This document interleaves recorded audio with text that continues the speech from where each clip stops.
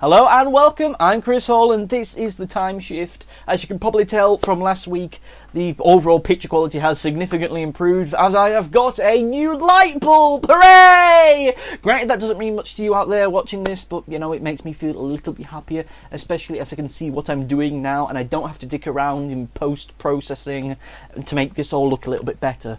Jesus, post-processing, it makes me sound as if I'm some kind of big-wig director. I'm not, I'm just an arsehole with a webcam. So, basically how this works, as it always works, but if you don't know how this works, as maybe you're new, maybe you've watched this by accident, this is a little bit of a rundown of this week's episode. It's my thoughts on it. It's kind of like a mini review, though with that said, it'll probably be about 20 minutes in length anyway. But I should say, here and now, before we get into the nitty-gritty of it, this video will be full of spoilers. Or at least it may well be. I can't gauge exactly what I'm going to say, but chances are there'll be a lot of spoilers, and if you don't want this week's episode spoiled for you for whatever reason, probably best to stop watching it now. There's probably a range of wonderful, brilliant videos to my left, probably done by me, if not by some other great and wonderful YouTube person or entity. Of course, this is stage left, which is your right, but whatever. And of course, if you're watching this in some other website other than YouTube, that probably isn't the case, but whatever, it doesn't matter. But whatever happens, if you want something to say, if you have something to say rather, just post it in the comment section below and I will get back to you as soon as I can. Probably when I'm talking about whatever it is you want to bring up towards the end of next week's edition, as if it's a good episode, which it may well be, we don't know yet, I probably won't have that much to say as I'll be so happy with how brilliant it is. So having some questions from you would really help me out, and if nothing else, it gives me something to talk about. Okay, so that's all the housekeeping stuff out the way. Let us get into the little review, shall we? So we'll just do a quick synopsis of this week's plot synopsis of the episode itself, which is the Doctor and Clara are having their last hurrah. They actually say it is the last hurrah. This is going to be Clara's last adventure with the Doctor, and so to celebrate this, the Doctor is taking her on the Orient Express. But it's not the Orient Express, it is a Orient Express. It is an Orient Express in space. Because it probably looks very, very good in the trailer. I'm probably getting more into why I think it's a bit of a silly idea later on, but whatever. Of course, naturally, as this is Doctor Who, this isn't some whimsical, wacky, wonderful holiday for Clara and the Doctor. This has a sinister tilt to it. As it turns out, there is an evil mummy killing people seemingly at random. Oh, and it looks vaguely scary, and oh, something resembling fear entered my body also watching this episode. Not genuine fear, but mild concern for the characters. The Doctor and Clara have to fight to try and save the day. Will they save the day? Well, seeing as there's another episode next week, I think you can come to your own conclusions there. So that's enough of the silly, waffling pre-synopsis thing. What did I think of the episode? Well, let's get down to it. Okay, so I didn't really need to do the transition there, but I needed to because I've got all my notes on the wall and because I needed to get a drink out of my little nondescript drinking water flask. So, I'm going to talk about the episode here and now, I suppose. If you were still watching this and you weren't intending to, whatever, I'm going to talk about it now. So the episode itself, I really enjoyed. Honestly enjoyed it. It's probably my second favourite episode of this series, which is saying quite a bit considering the quality of some episodes of this series. Particularly last week's episode, but we're not going to go there because I don't want to get angry. This week's episode I found incredibly enjoyable. It had a great mystery to it, almost in a kind of Agatha Christie-like kind of way, because Agatha Christie wrote a Poirot story about a murder on the Orient Express, or it might be Miss Marple, I honestly don't know, and kind of can leave this little a cul-de-sac of intrigue to one side. But I really enjoyed this episode because of the mystery, because you were trying to figure out exactly what the mummy is and where it came from, and a way in which the Doctor and co can try and stop it and defeat it. I really enjoyed that aspect of it. Of course, there is a twist to the whole dramatic pause. There is a real twist to what exactly the mummy is towards the end of the episode, and I'm not entirely sure about that twist. I'm not entirely sure whether it's a great twist and it's fantastic because it is something so unexpected, or because it's so unexpected that it's left to centre, because there's absolutely no real hint as to what it could be, and that what it turns out to be, which is an ancient soldier from some long forgotten war who's on some kind of strange futuristic life support machine which can teleport and kill people at close combat, that I'm not entirely sure whether that revelation is ingenious because it's so unknown, or because it's so stupid because it's so unknown. But whatever, it's I didn't get angry by it, so it must be good. I mean, considering how angry I've got in certain things in this series previously. The episode itself had really great pacing, and I'm really need to look up how long the episode was, because it felt a lot longer than it did, but in a very good way. I really want this episode to keep going, even be a two-part. I was really reminded of the classic old Doctor Who serials. I'm not saying it's as good as some of those old serials, but it kind of had a look and feel about it that was very reminiscent of it, if only in the way that it kind of looks as if the only reason they made this episode was because they had a bunch of costumes left over from some other BBC costume drama period piece. Now, I am kind of a bit annoyed because it didn't have a supernatural tilt to it, which is what the episode itself looked and felt as if it was going to do. Though, of course, Doctor Who doesn't really do supernatural, so I shouldn't really be disappointed by that. I'm not disappointed by it, I just kind of think that something a bit more mysterious and a little bit more unknown would be really great in Doctor Who. Having some kind of larger mystery to it, because in the past it was what happened during the Time War, and we know what happened in the Time War. We know that the Doctor didn't kill his species, which when they came up with that idea when the new series came about, that was a great twist to it. It was a fantastic turnaround for it, and it added a great dynamic to Doctor Who. Granted, having a supernatural mummy wouldn't have added anything to the series of that same standard, but at least had some kind of great unknownness to the entire series, which I think we're missing. And it seems to be that any kind of mystery and unknownness that we have just kind of get resolved at the end of a series. Which, this time round, it is the Promised Land stuff, and I don't think there was any hint as towards what the Promised Land is, or any kind of Promised Land links this episode. At least I don't think there was. I think this is the second episode in a row in which we've not had any kind of nods or hints towards the Promised Land, which doesn't fill me with that much pride, or at least it doesn't fill me with that much confidence for the big revelation as to what the Promised Land actually is, because if they've forgotten about it this late into it, whatever it is in the end may not be that good, but whatever. Let's hope it is a satisfying conclusion to this series. Enough about the end of the series, let's deal with the actual episode itself.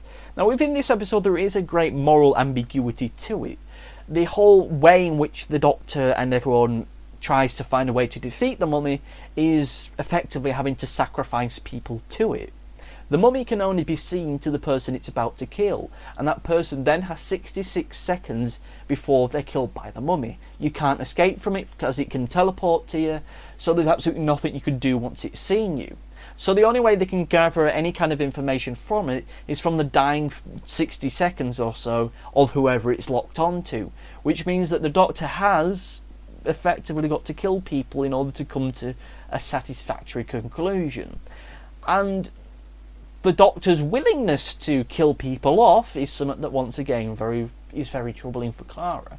And I think that the way in which it dealt with this moral issue, in which is it right really for the Doctor to let people die? Is it right to sacrifice people to save the lives of many others? I think is a lot more of a mature angle than what we had last week, which was either we kill the mystical space dragon and save humanity, or save the mystical space dragon and kill all humanity and then not go through with either of those goals. I'm resisting the urge to start ranting about that again. We don't have that. Instead we have something which itself is very true to what Doctor Who is and very part of the mythology of it, just how far the Doctor is willing to go to try and save people, even if that means some people have to die in the process. And thus far we've had many moments in which the Peter Capaldi's Doctor has been willing to just leave people behind. In the Into the Dalek episode, one of the guards that was accompanying the Doctor just had to leave behind because he was going to die, whereas previous other doctors may have tried to help him, may have even had a teary-eyed moment if it was David Tennant, but with Peter Capaldi, he seems a little bit more willing to let people meet their end, which I think is an interesting tilt to it. We've never really had anything like that since William Hartnell and the closest so we have had to a similar kind of tilt was during Christopher Eccleston's time. And I think that it reminds me of Christopher Eccleston. It is great because I really liked Christopher Eccleston as a character. And what I really like about this whole moral issue with it is that it's dealt in a way in which we, the audience, can discuss and talk about it after the show.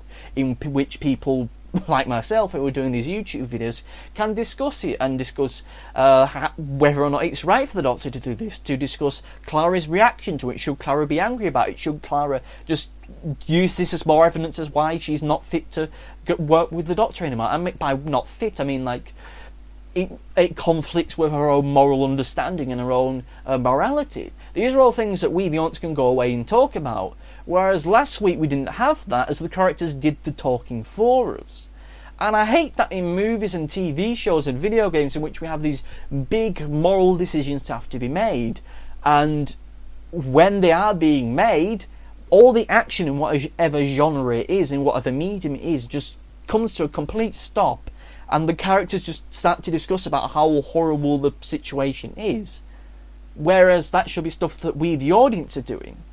And I'm glad that they don't do it this week, and it was dealt in a very mature, very grown-up way in which we, the audience, are treated like human beings, whereas in previous editions and previous episodes, we've been treated in a very, very...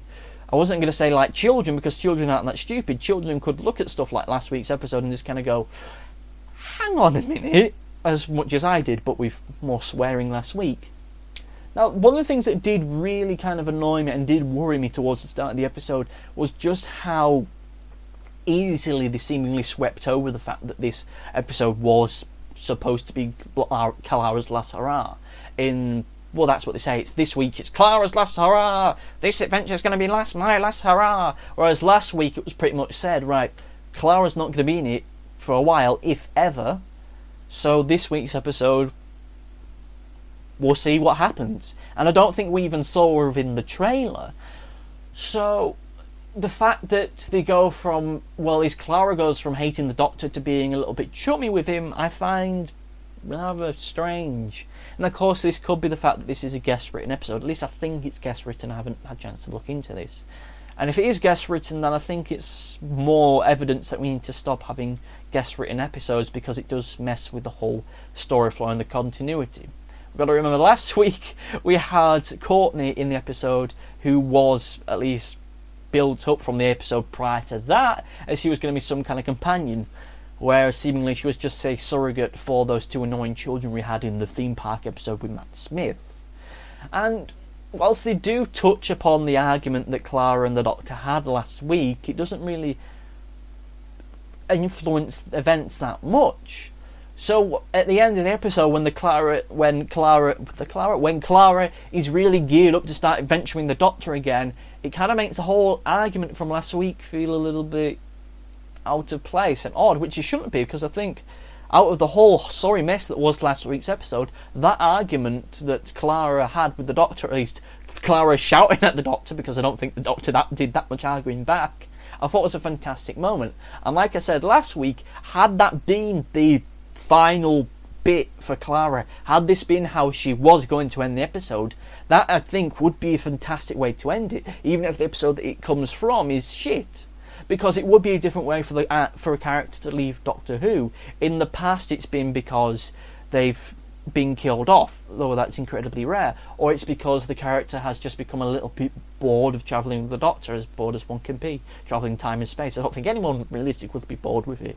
Or because they fall in love with some kind of character in that episode, or whatever. There's been a character who has just decided, look, Doctor, you're an arsehole, I don't want to travel with you, up yours, goodbye. We've never had that before, and I thought that itself would be an interesting dynamic and something that we could reflect on as the series, what little of the series it got left.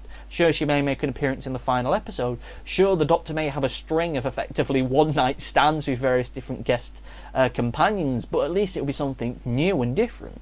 But we don't get that. But Though with that said, it doesn't really spoil the episode, as once again, this is a damn good episode with solid pacing, great writing, and a genuinely interesting mystery to it. So, yeah, great, fantastic. One of the other things that makes the episode really fantastic by its construction is the casting. I thought the casting in this episode was top notch, and I'm not just talking about Frank Skinner, who seriously impressed me with this. I really wanted him to become a companion at the end of this episode, and I think Frank Skinner did too. He performed his little role. I can't remember the name of the character that he was in, so I'll just call him Frank Skinner because that's what his name is. The character he played was just very well done, and you could tell that he was enjoying every single minute of being in Doctor Who. And that sheer enjoyment made him more relaxed, which made him a lot more of a confident performer, which meant that his entire appearance in this episode was fantastic, one of the standout moments within it. And the rest of the supporting cast were great, even if some of them were effectively red shirts. Everybody in this episode, even the chef that gets killed off, played their role in a very, very great way. Most of the expert in Egyptology, he was great. Trains porter, he was great. The woman whose mother died was great. Even the mother that died was great. Everyone was great in this episode. It was just this, and it was believable. Here's the thing about it. I really don't understand why we had to have this as the Orient Express in space. I know that it adds a little bit of quirky sci-fi stuff to it, but I don't understand why you need that to be the case. As everyone performed in a way which felt very, very of the time. Or at least of the time which the Orient Express should be in. Not in space, but the original one. And granted, that means that you don't have the moment in which passengers suddenly vanish because of holograms and the dining cart that they're in turns into a science lab, but still they could explain that. I mean, they've done more tenuous explanations into how wibbly wobbly timey stuff can suddenly appear and happen. I mean, and even at the end of the episode when the train explodes, that could be a way you're explaining it in how it never really was picked up in human history. It was just treated as a train accident. I don't know whether there's ever been a train accident on the Orient Express. I don't think there ever has, but at least that would be something different, and it would. And you don't need it to be sci-fi because your mummy is a space alien ancient warrior guy. So you don't need it to be a sci-fi thing when you've got a sci-fi bad guy. Okay, granted, it is a bit of a personal niggle for me, but I would really have liked this episode to just be of the period. This is one of the few exceptions where I really wanted an episode to be in its time period, and because that would add something to it. I think that would, and you could at least, because then you could go into some of the more class ideas of it. You can actually explore classism and maybe even imperialism and all kinds of different isms. I know I'm being a bit flippant when I say that, but still, there's so much you could have done by putting it in a different time period. But with that said, what you don't have, you don't miss. Casting, fantastic. Oh, and there's something I should point out. Foxes is in it. I don't mean like the little furry animals. I mean the singer Foxes, or at least the girl out of Foxes, if Foxes is a band. She's in it briefly. The way that this was all touted to me, I thought she was going to be like the temporary companion, or at least something resembling a companion for this episode, because Clara seemingly left it last week, so I presumed that she would be in it this week, kind of like when Kylie Minogue was in that Christmas special a few years back, but she isn't. She sings a few bars of a cover version of Don't Stop Me Now by Queen, and that's it. But even then, she does it in a very great way, a very enjoyable way. And it's one of the few times where I've heard a cover version of a Queen song and it's not made me want to punch the TV screen.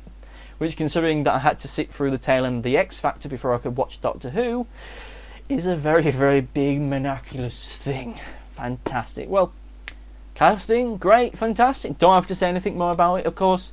In terms of performance, Clara and the Doctor, fantastic as always. But I don't need to go into that because it's not really worth it's not really criticism or really something that's worth praising episode 4, because they're always fantastic. And I'll say this once again, I didn't like Clara when she first joined the show. I hated her when she first joined the show. I hated her in the Asylum of the Daleks episode. Since the start of this series, I've really liked her. I thought she was fantastic. There's nothing really else to say about casting, so great! So, overall, it was an episode that I really liked, my second favourite one of this series, possibly even my favourite episode of this series, though I've got to kind of have a little bit of a moment away to kind of think about it, because this episode is still fresh in my mind, and it does kind of feel like it's only good because the last one was so terrible. So I need to reflect upon it, and when I do the big series evaluation at the end of the series, it probably will be then where I decide whether or not it is as fantastic as I think it was. But everything about this episode really worked for me. The monster worked for me, which is a great change, as previously we've had some very uninteresting monsters, purely and simply for the fact that there's not really an edge to them. Either because they aren't really evil, because they're just evil out of circumstance, or because they're just very dull and wooden. This week's episode, yes, it's a mummy. Yes, it's just dramatic pause, a bunch of bandages shuffling towards people, but at least that has a fear factor to it. At least that has a very clear threat to it. You don't need some great big explanation as to what it is and what its powers are, because it's a mummy.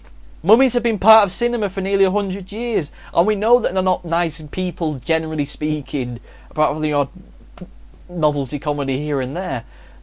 It doesn't need explaining, so we've got a very clear-cut bad guy, or at least a clear-cut monster, who really worked well, and there were parts in the episode I did feel slightly concerned for people, which is as close to fearful as I get watching episodes of Doctor Who, as I don't find Doctor Who scary. I've not found Doctor Who scary for a very long time. Probably the last time I found it was scary was watching a repeat of one of the classic episodes, and I don't really remember what that episode was. Still, I think I need another thing, because it's a mummy and because a mummy is a traditionally supernatural monster. I like the way in which they kind of brought into the Doctor Who universe, saying that it's an ancient warrior that is just really fucked up. The reason why it's in bandages is because it's so severely burnt up and damaged, and it's been some kind of medical aid on itself, and the reason why it can vanish and stuff is because of all the wibbly wobbly, timey wimey, futury technologies within it. And in that regard, it was a very solid thing. A lot more solid and believable than when we had the stupid vampire episode a few years back, the Vampires in Venice episode, which, God almighty, of the little supernaturally tilted ones, I think that's one of the worst. It's between that or the Witches one with Shakespeare, and I'm not entirely sure, because I've not seen that one in quite a long time. But I really enjoyed this episode, and I kind of find it a little bit weird in some regards that Clara's little arc at the moment, with her being a bit unsure about the Doctor, I think in an odd kind of way kind of mirrors my overall feelings for the series at the moment. At the end of last week's Timeshift, I felt incredibly deflated. I felt incredibly upset with the episode I had, genuinely upset, because I'm a massive fan of Doctor Who, and this week's episode really upset me. Not because it was scary or morally sad or anything within the episode of the story that made me sad, but the actual sheer juvenile way in which it tackled a basic construct, that it forgot part of its own story and still treated that part that it forgot as being the biggest thing in the world, and it being this big dark twist in which it really wasn't.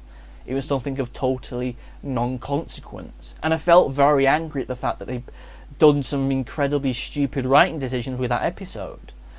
So when I was angry, Clara was angry. When I was thinking of not watching Doctor Who anymore, Clara was thinking about not travelling with the Doctor anymore. This week's episode, Clara was very unsure as to whether she wanted to travel with the Doctor anymore, and this for her was her last hurrah. When I started watching this episode, I was very unsure about whether the quality of this episode wasn't going to be any good, and whether or not this would be my last hurrah with Doctor Who. And at the end of this episode, she comes back to like the Doctor, and she's very enthused about being with the Doctor, and she can't wait for her next adventure.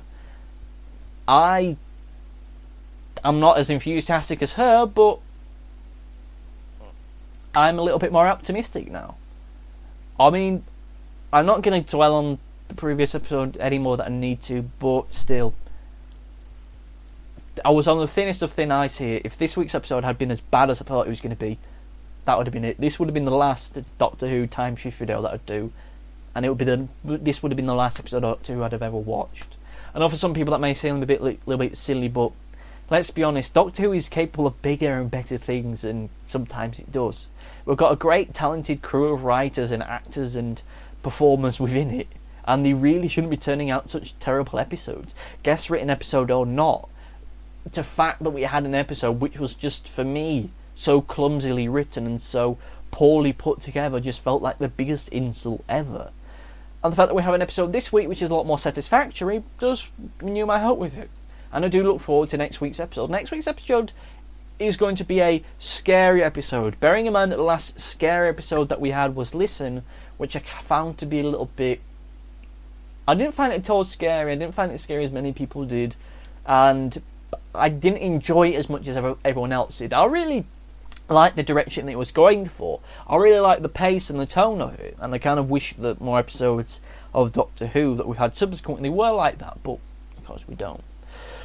But still, whether or not next week's episode will be as scary as it maybe wants to be, we'll soon find out. But it does worry me because next week's episode looks to be very CGI heavy, and as is plainly obvious, Doctor Who doesn't really do CGI that well.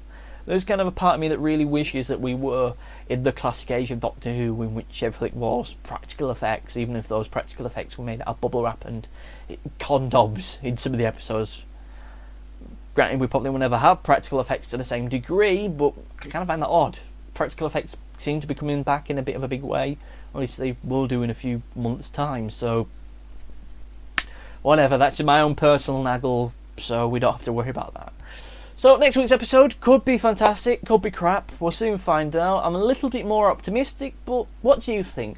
What do you think about this week's episode, Doctor Who? Do you agree with everything I have to say about it? Is there anything I missed out about it? Do you think I'm totally wrong? Do you think I'm totally right? Or do you just have any questions you want to ask me about Doctor Who, what I think of it generally, or about this series, or what I think about Peter Capaldi, or whoever?